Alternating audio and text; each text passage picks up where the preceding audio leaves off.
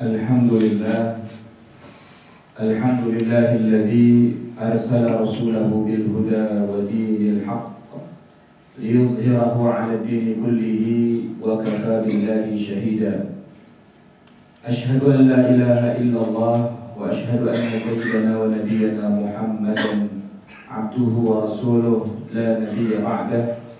Allahumma fassalli wa sallim wa barik ala hadha an-nabiyyil karim Muhammadin wa ala alihi wa sahbihi wa ansarihi wa junudihi wa man jahada fi sabilillahi ila yaumiddin.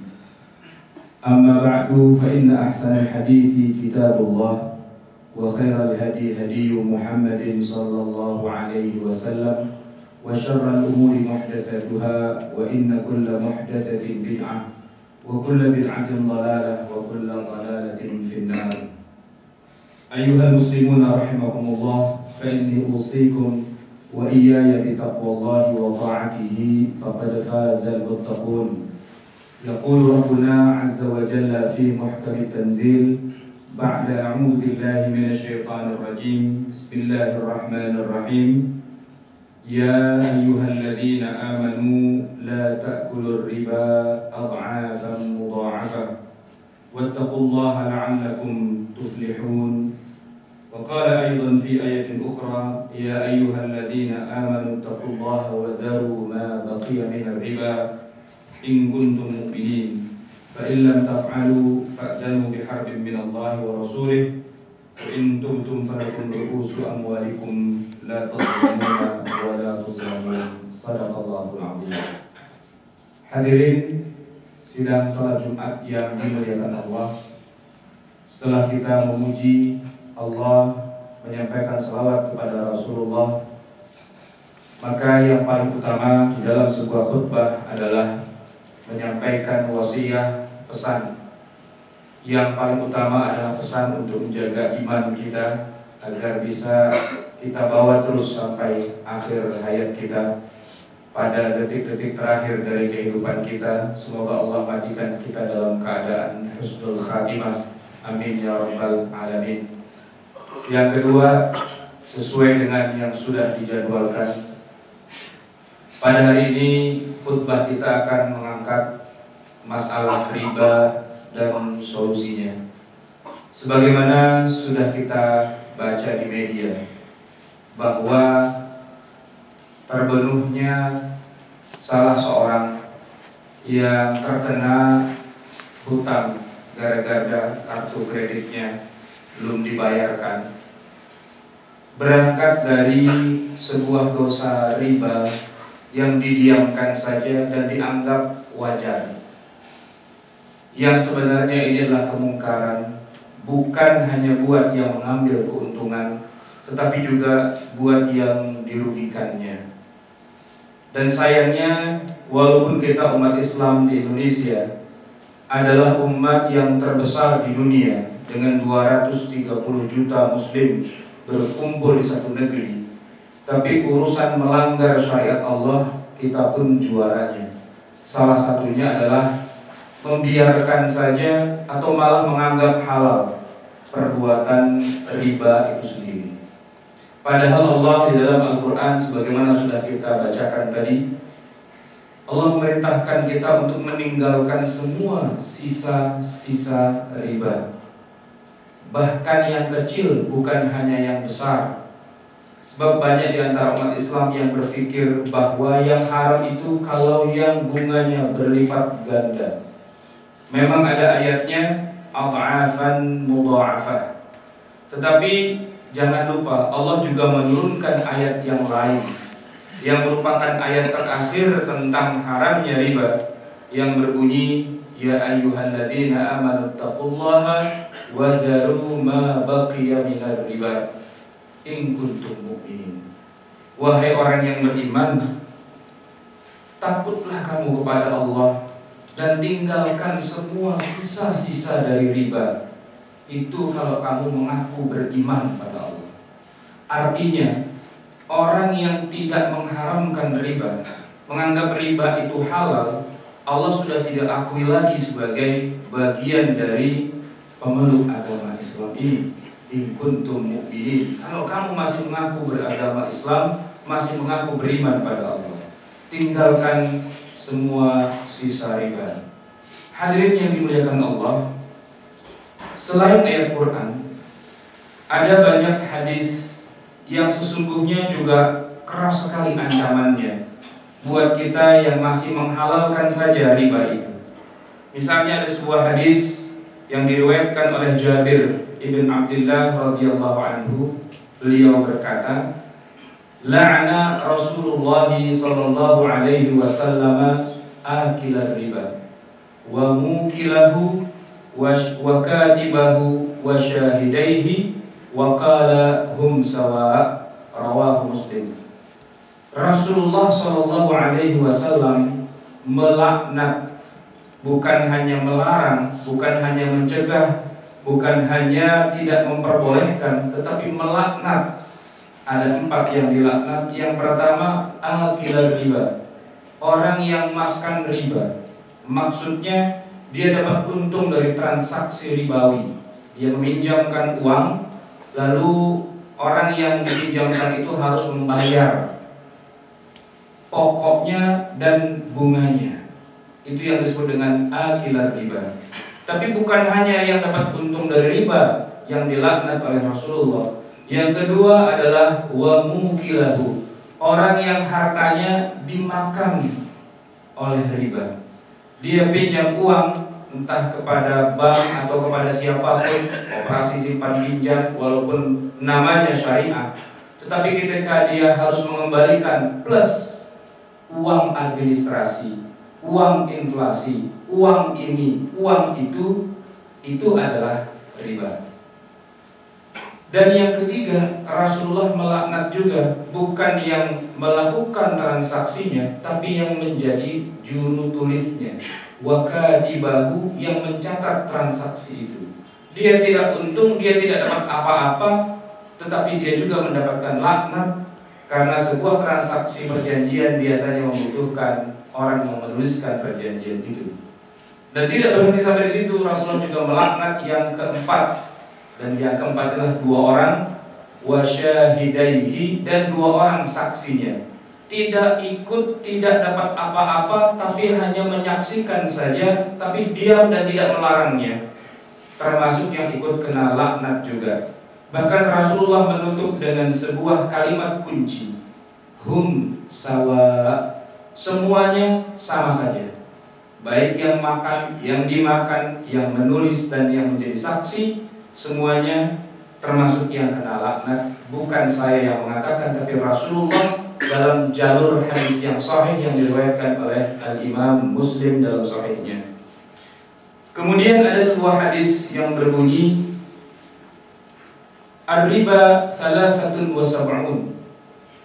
Ar-riba 73 baban.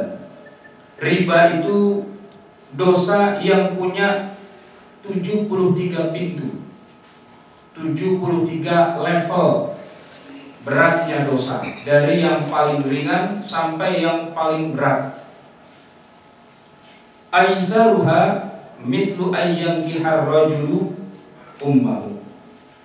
Dosa dari pintu-pintu riba yang ada banyak levelnya itu, dari 73 itu, yang paling ringan dosanya setara atau selevel dengan seorang laki-laki yang menikahi ibu kandungnya sendiri. Menikahi ibu kandungnya sendiri adalah perbuatan haram, karena ibu kandung kita adalah mahram kita, orang yang melahirkan kita, membesarkan kita. Tapi kemudian setelah kita besar, kita nikahi ibu kandung kita sendiri. Itu dosanya luar biasa. Tapi dalam bab riba, itu adalah dosa yang paling ringan dibandingkan dengan dosa-dosa riba dalam level-level yang lainnya. Hadis ini diriwayatkan oleh Al-Hakim dan juga Imam Ibnu Majah. Selain itu, jamaah sekalian, ada juga hadis yang lain yang diriwayatkan oleh Al-Imam Ahmad. Qala Rasulullah sallallahu alaihi wasallam, dirhamu riba ya'kuluhu ar-rajulu wa huwa ya'lam ashaddu min 36 zaniyah. 1 dirham uang hasil riba yang dimakan oleh seorang, di mana dia tahu itu adalah hasil dari riba, maka itu lebih dahsyat dosanya di sisi Allah ketimbang dosa dari sittin wa thalathin, dari 36 wanita pezina. Hadis diriwayatkan oleh Imam Ahmad. Satu orang wanita pezina itu dosanya luar biasa. Bagaimana kalau 36? Tapi dosanya itu setara dengan orang yang tahu itu adalah riba, dimakannya juga walaupun hanya 1 dirham. Masyaallah muslimin rahimakumullah. Orang Arab di masa Nabi adalah orang yang paling getol makan riba. Arab adalah riba, riba adalah Arab. Tidak ada Arab tanpa riba. Sebab orang Arab hidupnya dari perdagangan, dan perdagangan itu butuh modal dan investasi. Modal dan investasi itu tidak akan jalan kalau tidak ada bunganya. Dan orang-orang Arab di masa Rasulullah rata-rata kalau dia bukan pedagangnya langsung, dia adalah investor.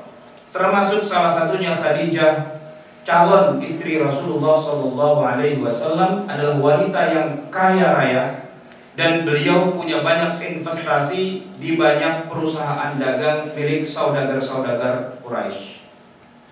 Nabi SAW hidup di Makkah dan beliau juga pedagang. Bahkan ketika masih kecil pun beliau sudah diajak berdagang oleh pamannya ke negeri Syam.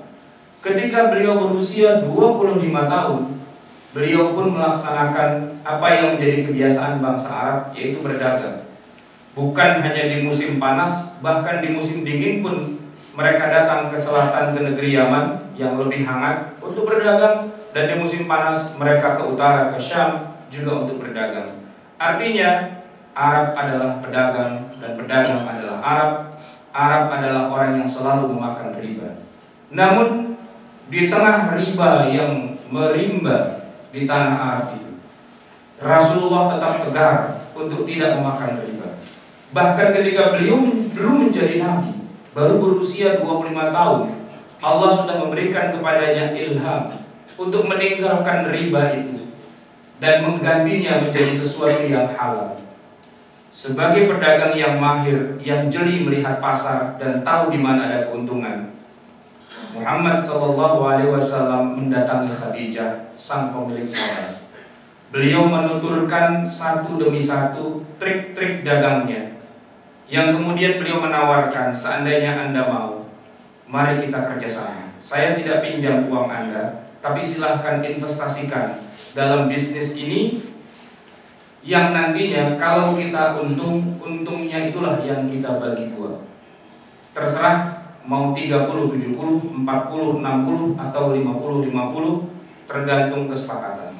Tapi yang dibagi bukanlah berapa persen dari investasi, tapi yang dibagi adalah berapa persen dari hasil keuntungan bisnis ini.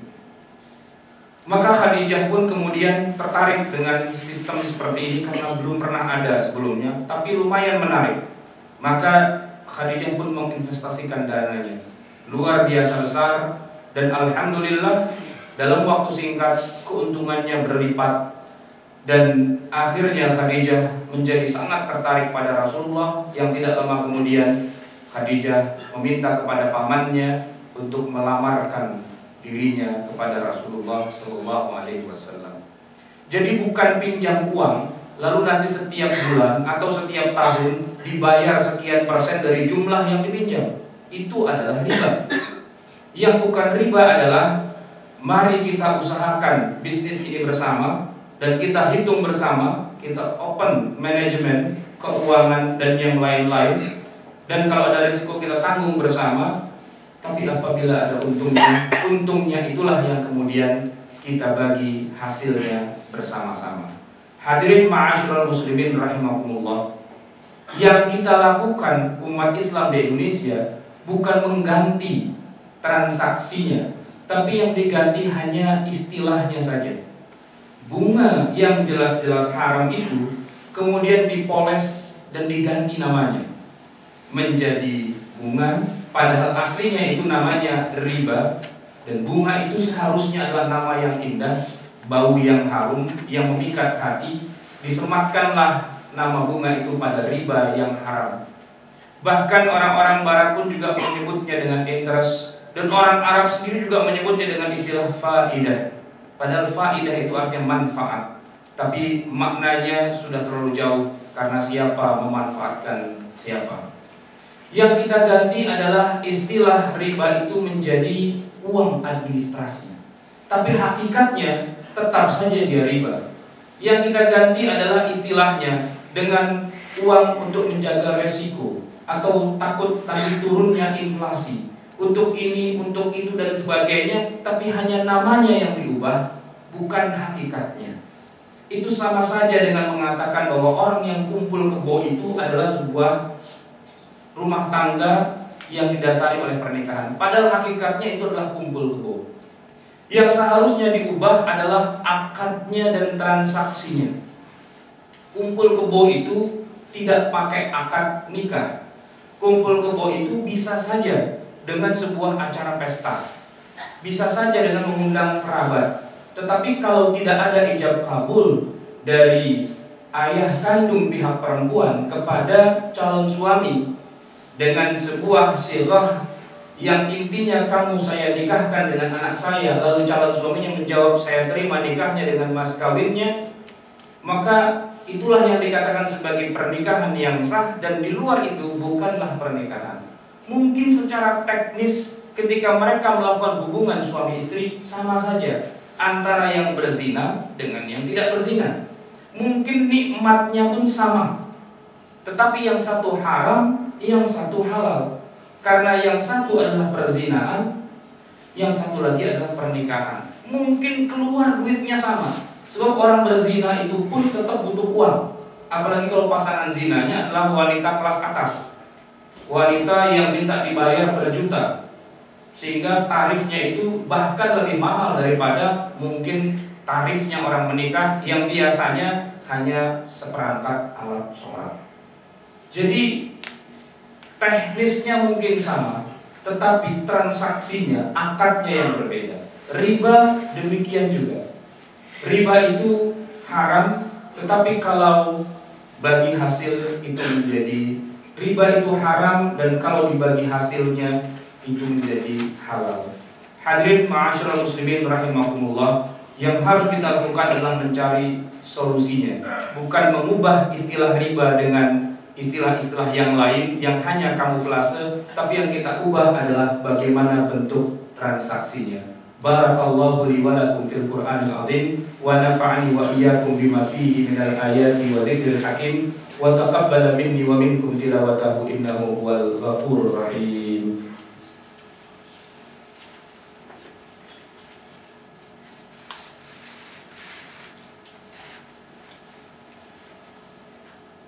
Alhamdulillahi rabbil alamin, wassalatu wassalamu ala sayyidina Muhammadin khatamil anbiya'i wal mursalin wa ala alihi wa sahbihi ajma'in, amma ba'du.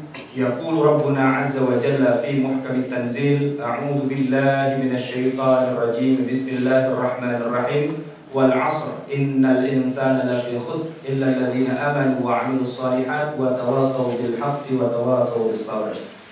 Hadirin rahimakumullah, ada beberapa solusi untuk kita bisa menghindari dosa riba, yaitu dengan cara kita mengubah transaksi riba menjadi transaksi yang lain.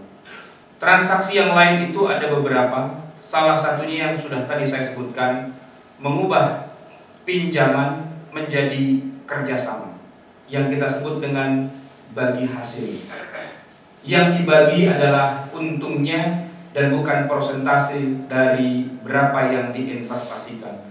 Selama sebuah perjanjian kerjasama, namanya apapun, tetapi kalau yang diberikan adalah sekian persen dari nilai yang diinvestasikan, mau diubah apapun namanya, tetap saja itu riba. Tapi kalau yang dibagi adalah hasilnya, untungnya, dan sebuah bisnis biasanya kadang-kadang untungnya besar, kadang-kadang untungnya sedikit, bahkan kadang-kadang tidak untung, dan kadang-kadang juga rugi. Begitu ada untungnya, itulah yang dibagi. Itu solusi yang pertama. Solusi yang kedua adalah solusi yang dilakukan juga oleh Rasulullah ketika terpaksa harus pinjam uang kepada seorang Yahudi. Yahudi sejak zaman Nabi terkenal sebagai rentenir. Dia biasa membungakan uang. Dari yang seharusnya pinjaman katakanlah cuma 10 dinar, kemudian tiba-tiba dalam waktu singkat orang yang pinjam 10 dinar ini tiba-tiba berhutang menjadi 20, 30, 40, 50 dinar. Dan itu dikenal sebagai kelakuan atau karakteristik dari orang-orang Yahudi dimanapun. Rasulullah tinggal bersama orang Yahudi sebagai tetangganya. Suatu hari Rasulullah kehabisan uang, tidak ada makanan, perutnya lapar, begitu juga perut istri-istrinya. Sehingga terpaksanya lah kemudian beliau datang ke rumah Yahudi untuk pinjam uang. Biasanya kalau kita yang berada pada posisi itu, kita langsung bilang ini darurat, sehingga darurat itu jadi halal, menghalalkan segala cara. Tapi Rasulullah tidak lantas kemudian mengatakan ini darurat, walaupun perutnya lapar, dapurnya beberapa hari tidak mengepul. Beliau menawarkan sebuah bentuk transaksi yang lain dari biasanya, yang kita kenal di dalam syariat Islam namanya rahan, yang kita terjemahkan menjadi gadai, tapi gadai yang syar'i. Beliau tidak datang dengan tangan kosong ke rumah Yahudi. Beliau membawa juga baju besinya, baju besi yang biasa beliau gunakan untuk perang, nilainya cukup tinggi. Itulah yang dijadikan sebagai jaminan. Katakanlah misalnya beliau meminjam uang 100 dinar emas. Harga baju besinya itu kira-kira 200 dinar emas. Sehingga kalau seandainya beliau tidak mampu untuk membayarnya, baju besinya itu pun kalau dijual, insya Allah bisa menutup utangnya. Yang kedua, beliau pinjam uang katakanlah 100 dinar. Beliau pastikan ketika mengembalikannya 2-3 bulan kemudian tidak akan melebihi dari apa yang dia pinjam. Pinjam 100, kembali 100. Pinjam 200, kembali 200. Pinjam 300, kembali 300, tanpa ada kelebihan sedikit pun. Dan ternyata Yahudi yang rentenir itu mau dan menerima. Padahal biasanya kalau tidak pakai bunga dia tidak mau. Tapi kali ini dia mau. Kenapa? Karena Rasulullah mengatakan bahwa baju besi yang saya titipkan di rumahmu ini adalah sebuah jasa penitipan. Dan untuk itu kamu berhak meminta bayaran dari saya. Hitung saja berapa lama saya menitipkan baju besi ini. Katakanlah kalau 1 hari 1 dinar, maka 30 hari 30 dinar, 60 hari 60 dinar. Dan kemudian Yahudi itu menghitung-hitung, daripada saya bungakan uang saya, lebih untung dengan cara seperti ini. Artinya uang yang dipinjam oleh Nabi itu utuh kembali, tidak ada kelebihan, tidak ada kekurangan. Tapi dia mendapatkan sebuah job baru, yaitu jasa menitipkan barang rahan atau barang gadai sesuai dengan jumlah hari yang disepakati. Dan itulah yang dilakukan Rasulullah sebagai solusi. Yang sayangnya kita umat Islam tidak pernah memikirkan hal itu karena tidak pernah baca hadisnya, atau mungkin tidak pernah mengaji untuk mempelajari ilmu syariat Islam. Yang kita lakukan malah mengganti riba itu dengan istilah uang administrasi yang ujung-ujungnya sama saja. Haram juga, masuk neraka juga, kena dosanya juga, kena laknatnya juga. Kenapa tidak kita hidupkan kembali apa yang sudah Nabi ajarkan? Yaitu kita melakukan akad rahan, di mana kita meminjam uang 100, kembali 100, tapi kita titipkan satu barang yang menjadi jaminan. Yang kalau di zaman Nabi mungkin baju besi, sekarang ini bisa saja BPKB, sepeda motor, atau surat tanah, atau surat ini, surat itu, dan sebagainya, yang punya nilai berfungsi untuk menjadi jaminan atau bor, dan juga bisa berfungsi sebagai benda yang dititipkan. Persis sebagaimana saya menitipkan sepeda motor di satu gedung yang bisa dihitung jam-jaman dengan syarat motor ini tidak boleh dipakai atau digunakan oleh tukang parkirnya, karena tukang parkir tugasnya hanya menjaga motor dan bukan membawa pulang motornya untuk dipakai untuk kepentingan dirinya. Hadirin yang dimuliakan Allah, solusi yang ketiga Kadang-kadang kita membutuhkan uang, tetapi sebenarnya uang yang kita butuhkan itu untuk membeli suatu benda yang kita butuhkan dalam kehidupan kita. Katakanlah saya ingin membeli sebuah sepeda motor untuk bisa menembus belantara macet di Jakarta. Harga sepeda motor 15 juta. Yang mana 15 juta ini tentunya saya tidak punya uang untuk tiba-tiba secara cash saya bayarkan. Untuk itu Rasulullah memberikan jalan keluar. Silahkan cari orang yang bisa membelikan motor ini untuk Anda, dan kemudian dia beli ke showroom. Kemudian setelah itu kita beli dari orang tersebut.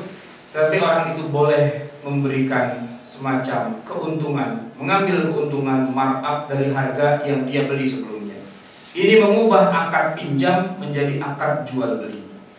Kalau orang yang punya uang itu membeli sepeda motor di showroom dengan harga tunai 15 juta, maka orang itu kemudian setelah membelinya dia jual kepada saya dengan harga 20 juta. Dan saya kemudian harus membeli dengan mencicil, membayar uangnya dengan tempo katakanlah 2 tahun atau 3 tahun. Yang penting fix harganya. Kalau 20 juta, ya 20 juta. Seandainya membayarnya lebih cepat atau membayarnya lebih lambat, harganya tidak boleh berubah. Kalau harganya berubah, itulah yang namanya riba. Tapi kalau harganya tetap, saya beli memang dengan harga 20 juta, walaupun harga pasarannya 15 juta, tidak apa-apa karena saya diberi fasilitas kemudahan. Saya boleh mencicilnya dalam waktu 3 tahun. Intinya adalah kalau harganya lebih tinggi, tetapi kemudian fix harganya, tidak ada perubahan, maka jelas saya membeli motor ini dengan harga 20 juta. Yang menjadi haram adalah ketika kita bekerja sama dengan perusahaan leasing misalnya, atau finance misalnya, yang kemudian kita harus mencicil. Sebenarnya kita cicil, kita bukan membeli motor, tapi kita mencicil hutang kita kepada perusahaan tersebut, yang dengan aturan mereka suku bunga sekian persen dan sebagainya, yang kalau kita bayar lebih cepat maka bunganya lebih sedikit, dan kalau kita bayar lebih lambat maka harganya pun akan menjadi bertambah terus, sehingga kita tidak tahu berapa sebenarnya kita membeli motor ini secara rupiahnya. Yang kalau kemudian lambat akhir-akhirnya kemudian motor kita diambil oleh perusahaan tersebut. Hadirin ma'asyiral muslimin rahimakumullah. Solusi yang paling akhir, ini adalah kasus di mana seorang yang sudah fakir, yang sama sekali tidak punya pekerjaan, tidak punya penghasilan, dan tidak mampu untuk bekerja. Lapar perutnya, daripada dia mencuri, mengambil hak orang lain, dia datang ke rumah kita ingin pinjam uang. Kita tahu persis, kalaupun dia pinjam, dia tidak akan pernah bisa mengembalikan. Kalau saat itu kita bilang, saya pinjamkan dan nanti kamu harus bayar dengan tambahannya, maka jadilah hari itu kita sebagai rentenir atau buaya darat, lintah darat. Yang harus kita lakukan pada saat itu adalah kita harus menjadi seorang yang baik, orang yang muhsin, yang memberikan, menghibahkan dan mensedekahkan begitu saja uang kita. Sebab berbunganya nanti di akhirat kita akan mendapatkan 70 kali lipat, 700 kali lipat, dan seterusnya sebagaimana disebutkan dalam ayat-ayat Al-Quran. Artinya solusi yang terakhir, kalau kita lihat orang yang membutuhkan ini memang betul-betul sangat membutuhkan, jangan diberikan pinjaman, tapi sedekahkan saja, zakatkan saja, infakkan saja. Semoga nanti Allah membalasnya dengan balasan yang jauh berlipat ganda. Hadirin ma'asyiral muslimin, mari kita tutup khutbah kita yang kedua. Intinya, mari kita tinggalkan riba dan mari kita hidupkan syariat Islam sebagai solusi yang jitu, yang tepat, yang dibenarkan dalam syariat untuk meninggalkan riba. Dan marilah kita tutup dengan doa. Mari kita berdoa kepada Allah Subhanahu wa taala agar Allah mengampuni semua dosa-dosa kita, dosa-dosa kedua orang tua kita dan juga seluruh kaum muslimin. A'udzubillahi minasyaitonir rajim. Bismillahirrahmanirrahim. Innallaha wa malaikatahu yusholluna 'alan nabi ya ayyuhalladzina amanu shallu 'alaihi wa sallimu taslima. Allahumma ighfir lil muslimina wal muslimat wal mu'minina wal mu'minat al ahya'i minhum wal amwat warfa' lahum ad-darajat wa ya qadiyal hajat. Rabbana zalamna anfusana wa in lam taghfir lana wa tarhamna lanakunanna minal khasirin. Rabbana amanna bima anzalta wattaba'na ar-rasula faktubna ma'asy syahidin. Rabbana la tuzigh qulubana ba'da idh hadaytana wa hab lana min ladunka rahmatan innaka antal wahhab.